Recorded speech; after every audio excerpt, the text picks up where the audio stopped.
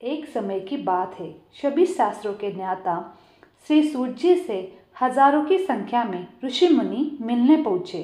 वहां पहुंचकर सभी मुनियों ने सूत जी को नमन किया और पूछा, हे परमपिता, कलयुग के समय ईश्वर की भक्ति के लिए मनुष्य को क्या करना चाहिए?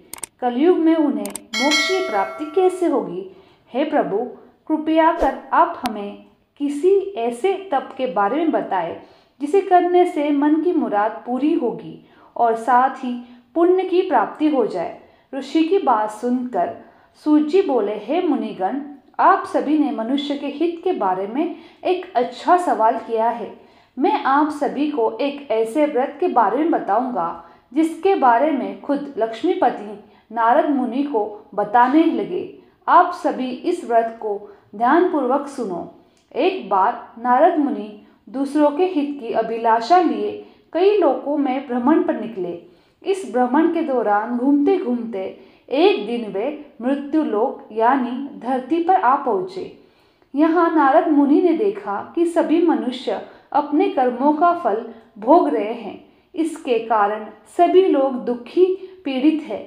यह देखकर उनके मन में एक सवाल आया कि ऐसा कौन सा उपाय निकाला जाए जिसका पालन करने से मनुष्य के दुखों का अंत किया जा सके। अपने इस सवाल को लेकर नारद मुनि विष्णु लोक पहुँचे। वहाँ उन्होंने भगवान नारायण की आराधना की। प्रार्थना करते हुए नारद मुनि बोले, हे प्रभु, आप तो सर्वशक्तिमान हैं, आपका कोई अंत नहीं है। आप सभी भक्तों के कष्ट को दूर करते हैं। आपको मेरा प्रणाम है। नारद मुनि की यह बातें सुनकर भगवान विष्णु प्रकट हुए और कहा, हे नारद मुनि, आपके मन में ऐसा कौन सा सवाल है जिसके लिए आप यहाँ पधारे हो? भगवान विष्णु की बात सुनकर नारद मुनि बोले, प्रभु, मृत्यु लोक में मनुष्य अपने कर्मों के दुख झेल रहे हैं। भगवान, आप अगर मुझ पर तनिक भी दया करते हो तो आप कृपया करके मुझे यह बताएं कि मानव ऐसे कौन से काम करे जिससे उन्हें इस दुख से मुक्ति मिल सके। विष्णु भगवान ने जवाब दिया, हे मुनि, मानव जाति की भलाई के लिए आपने एक अच्छा सवाल किया है।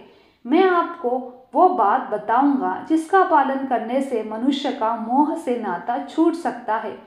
इतना कहने के बाद भगवान विष्णु ने व्रत के बारे में बताना शुरू किया। उन्होंने कहा, स्वर्ग और मृत्यु लोक, इन दोनों लोकों में एक ऐसा व्रत है जिसे करने से पुण्य की प्राप्ति हो सकती है। उस व्रत का नाम है सत्यनारायण भगवान की पूजा। इस व्रत को पूरे विधान से जो भी करेगा उसे सुख और मोक्ष की प्राप्ति होगी। भगवान विष्णु से इस व्रत के बारे में सुनते ही नारद मुनि ने फिर पूछा, हे प्रभु, इस व्रत को करने से कौन सा फल मिलेगा और इसे करने की विधि क्या है? इस व्रत को सबसे पहले किसके द्वारा किया गया था और इस व्रत को किस दिन करना शुभ होगा? प्रभु, आप इन सवालों के जवाब दें। नारद मुनि के सवालों का जवाब देते हुए भगवान विष्णु कहते हैं, दुखों को दूर करने वाले इस व्रत को करना बहुत आसान है। इसको करने के लिए मनुष्य को पूरी भक्ति से शाम के समय ब्राह्मणों के साथ सत्यनारायण भगवान की पूजा करनी चाहिए। इसके लिए सबसे पहले भोग तैयार होगा।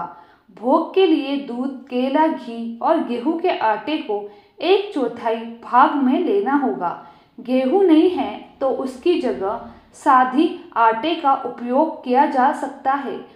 फिर शक्कर और गुड़ सहित सभी खाने की योग्य पदार्थों को मिलाकर भगवान को भोग लगाना होगा। व्रत रखने वाले को भजन कीर्तन का आयोजन करना होगा।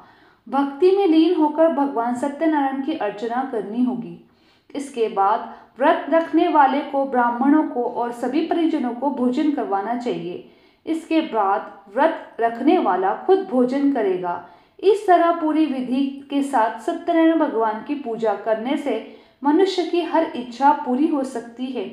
साथ ही यह कलयुग में मोक्ष प्राप्त करने का एकमात्र सरल उपाय है। पहला अध्याय समाप्त। दूसरा अध्याय। ऋषि मुनियों को नारद और भगवान विष्णु की कहानी सुनाने के बाद सूत जी ने कहा, हे मुनिगण, जिस व्यक्ति ने सबसे पहले इस व्रत को किया था उसके बारे में मैं आप लोगों को बताता हूँ। ध्यान से सुनो। एक समय की बात है, सुंदर काशीपुरी नामक नगरी में एक बहुत ही गरीब ब्राह्मण रहता था। भूखे प्यासे वह ब्राह्मण भोजन की इच्छा के लिए धरती पर भ्रमण कर रहा था। यह देखकर एक दिन सत्यनारायण भगवान खुद बूढ़े ब्राह्मण का रूप में धरती पर आए और उन्होंने उस गरीब ब्राह्मण के पास जाकर पूछा, आप रोजाना इतना उदास मन लेकर इस धरती पर क्यों घूमते रहते हैं? ब्राह्मण ने जवाब में कहा, मैं एक गरीब ब्राह्मण हूँ और भिक्षा की तलाश में धरती पर भ्रमण करने को मजबूर हूँ। अगर आपके पास ऐसा कोई उपाय है जिसका पालन करके मैं अपनी गरीबी दूर कर सकूं, तो मुझे बताइए। इस पर बूढ़े ब्राह्मण ने कहा, तुम भगवान सत्यनारायण की आराधना करो। वह सभी के मन की मुराद को पूरी करते हैं। उनकी पूजा करने वाला हर इंसान दुख और कष्ट से दूर हो जाता है। इतना कहकर बूढ़े ब्राह्मण का रूप लिए सत्यनारायण भगवान अदृश्य हो गए। उनकी बात सुनकर निर्धन ब्राह्मण इस व्रत को करने का उपाय सोचने लगा। रात भर गरीब ब्राह्मण ने इसी के बारे में सोचा और पूरी रात जागने के बाद सत्यनारायण भगवान की पूजा करने के लिए भिक्षा मांगने के लिए निकल पड़ा। अन्य दिनों के मुताबिक उस दिन उस ब्राह्मण को काफी ज्यादा भिक्षा मिली। उस भिक्षा से और अपने प्रियजनों के सहयोग से किसी तरह ब्राह्मण ने सत्यनारायण भगवान की पूजा की। पूजा के बाद उस गरीब ब्राह्मण के सभी दूर दूर हो गए। धीरे धीरे वहाँ कई संपत्तियों का मालिक हो गया। ब्राह्मण हर महीने नियमित रूप से इस पूजा को करने लगा। श्री सूत जी ने कहा, इस तरह से जो कोई भी सच्ची श्रद्धा के साथ सत्यनारायण भगवान की पूजा करेगा, वह सभी प्रकार के दुखों और पापों से मुक्ति पा सकेगा। इस पर ऋषिगण बोले, हे सर्वज्ञाता सूत जी, उस ब्राह्मण की बातों को सुनकर और किस किस ने सत्यनारायण भगवान की पूजा की है, आप इसके बारे में भी हमें बताएं। फिर सूत जी ने आगे कहा, इस व्रत को जिन लोगों ने भी किया है, मैं उन सभी के बारे में आप लोगों को बताता हूँ। ध्यानपूर्वक सुनो।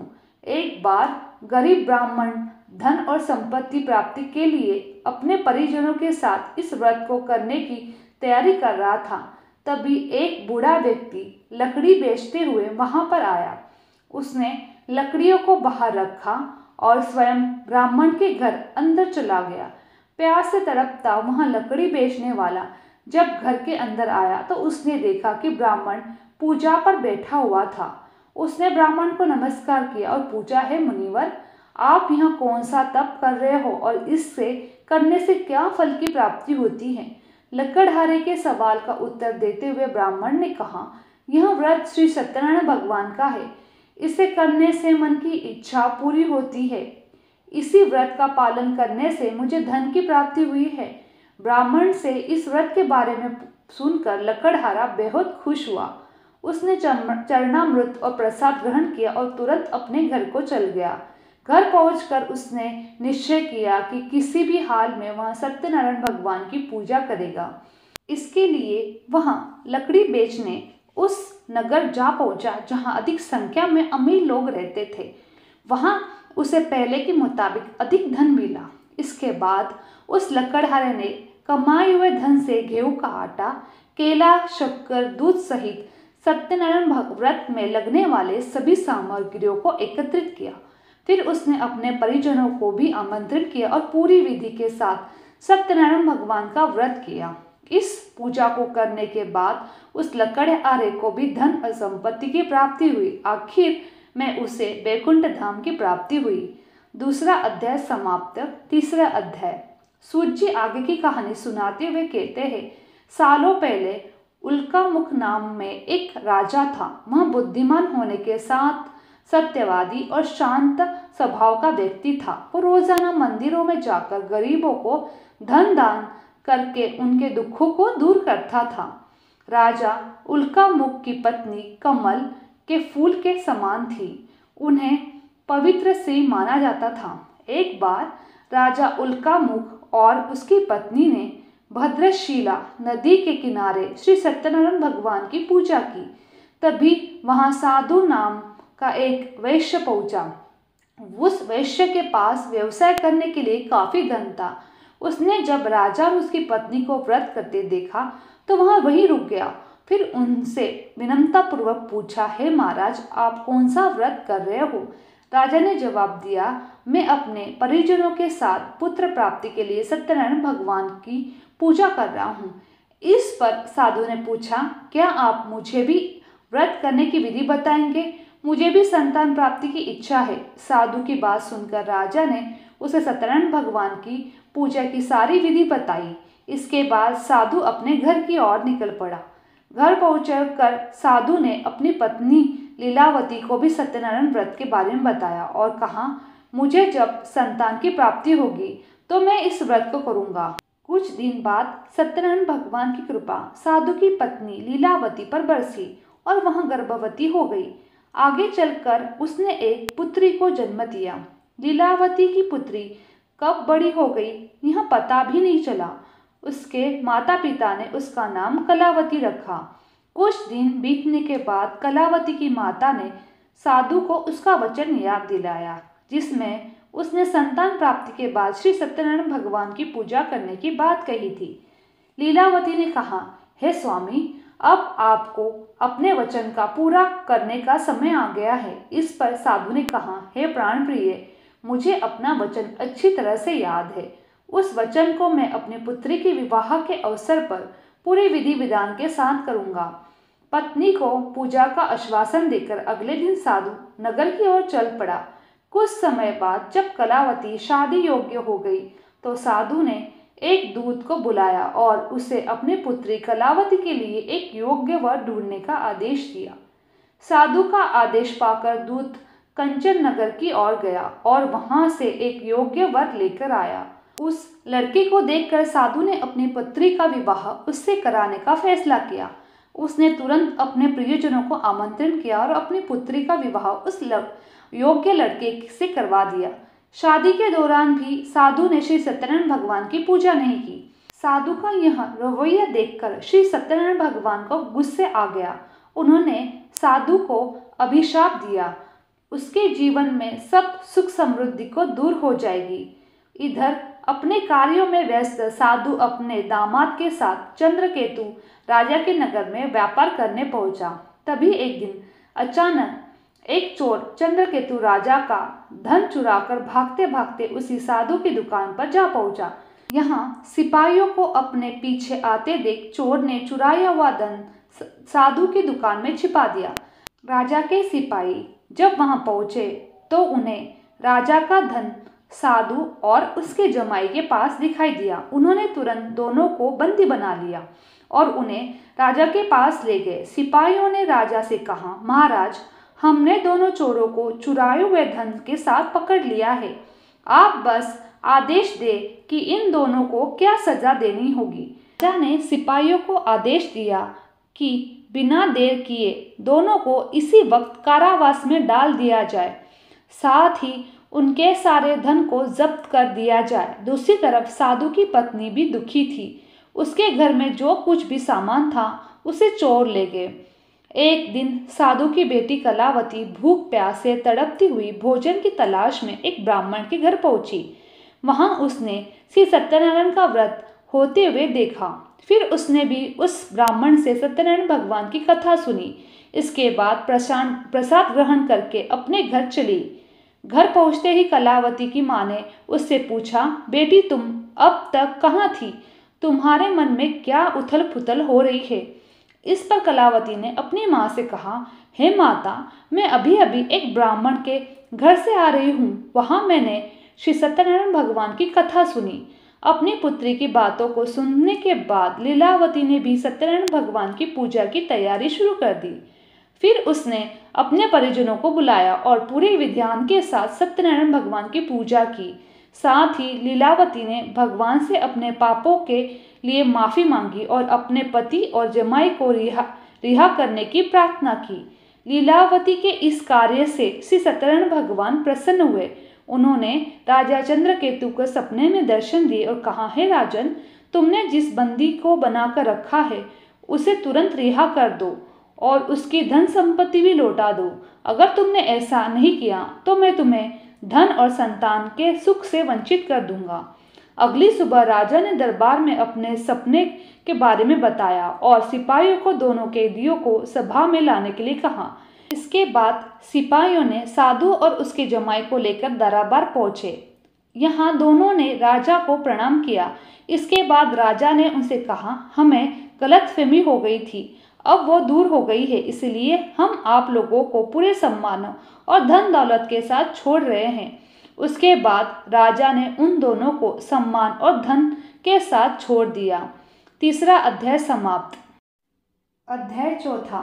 सभी शास्त्रों के ज्ञाता सूर्य ऋषि मुनियों और आगे की कहानी सुनाते हुए कहते हैं, राजा की आज्ञा के बाद वह साधु अपने दामाद के साथ घर की तरफ निकल पड़ा।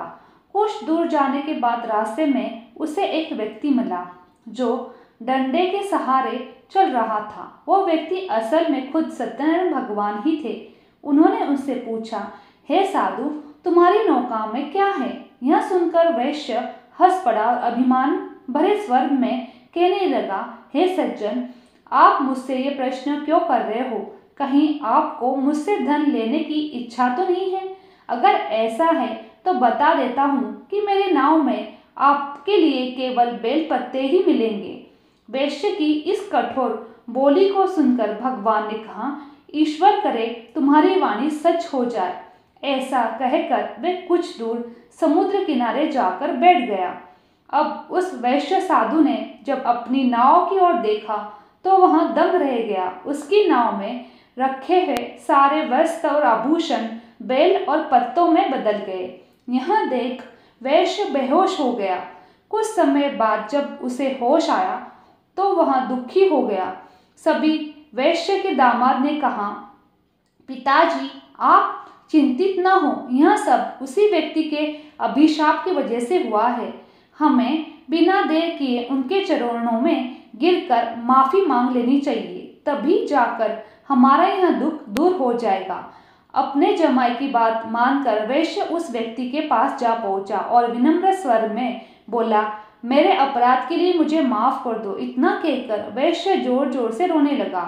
इस पर सत्यनारायण भगवान ने कहा, हे साधु, तुम्हें जो भी दुख मिले वो सभी मेरी ही आज्ञा से मिले हैं, क्योंकि तुमने अपने वचन के अनुसार एक भी बार पूजा नहीं की है, जिससे मेरा अपमान हुआ है। इस पर वैश्य ने कहा, हे भगवान, आप तो सर्वशक्तिमान हैं, आपके रूपों को कई देवता भी नहीं पहचानते, तो भला मैं कैसे आपको पहचानता। अब मैं समझ गया हूँ कि अपनी भूल को सुधारने के लिए मैं आपका व्रत जरूर करूँगा। आप कृपया करके मुझे माफ कर दे, मेरा धन मुझे लौटा दे। साधु की बात मानकर भगवान सत्यनारायण खुश हुए और उसे आशीर्वाद देकर अदृश्य हो गए। उसके बाद वैश्य अपने जमाई के साथ नाव की ओर लौटा। वहां पहुंचते ही देखा तो उसमें पहले की तरह धन भरा पड़ा हुआ था। इसके बाद उसी जगह पर वैश्य ने दामाद व अन्य साथियों के साथ मिलकर सत्यनारायण भगवान की पूजा की और फिर अपने घर की तरफ चल पड़ा। वैश्य जब अपने जमाई के साथ नगर के पास पहुंचा तो उसने एक दूत के माध्यम से अपने और दामाद के वापस आने की सूचना पत्नी तक भिजवाई। दूत ने उनके घर जाकर वैश्य की पत्नी लीलावती को नमस्कार करते हुए कहा, मालकिन साहब और दामाद दोनों नगर के पास पहुंच गए हैं।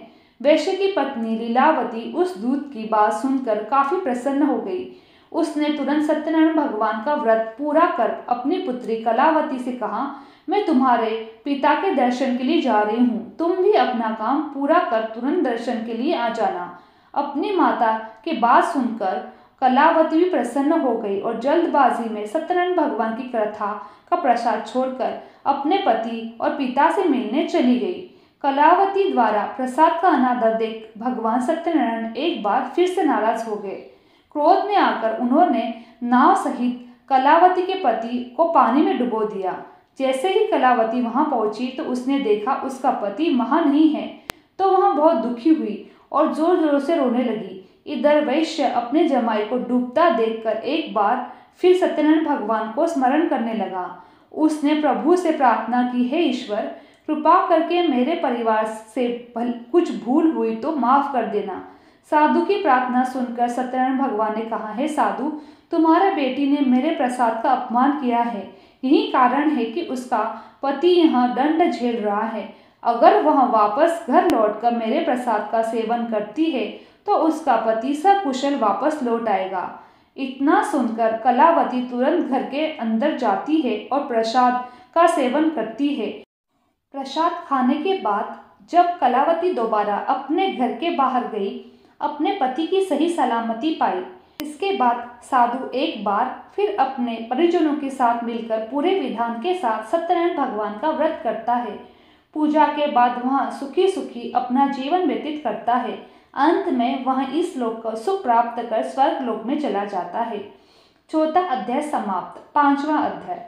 सत्यनारायण कथा के पांचवें और अंतिम अध्याय में सर्वज्ञता सूत जी ऋषि और मुनिगणों को एक और कहानी सुनाते हैं। यह कहानी तुंगध्वज नाम का एक राजा की है जो प्रजा का पालन में व्यस्त रहता था।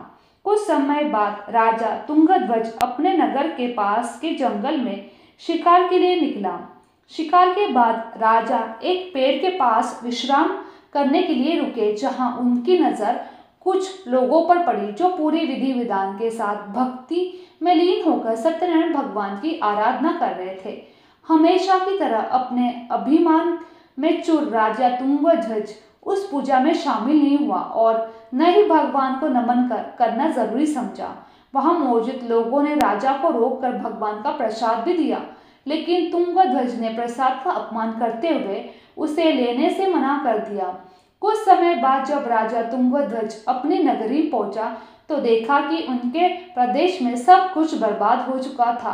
पूरा नगर तहस नहस देखकर राजा तुरंत समझ गया कि यह सब सत्यनारायण भगवान का प्रसाद का अपमान करने का फल है।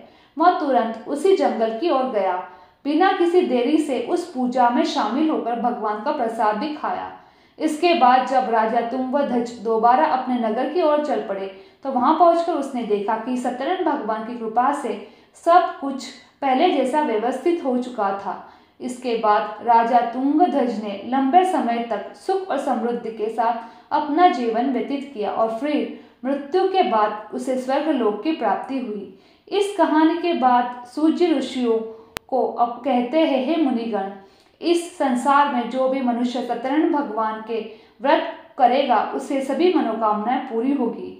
इस पूजा को करने से गरीब को धन की प्राप्ति, निसंतान को संतान, सुख प्राप्त होता है। वहीं मनुष्य अपनी मनोकामना पूरी होने के बाद जीवन के आखिरी वक्त में बैकुंठ चला जाता है।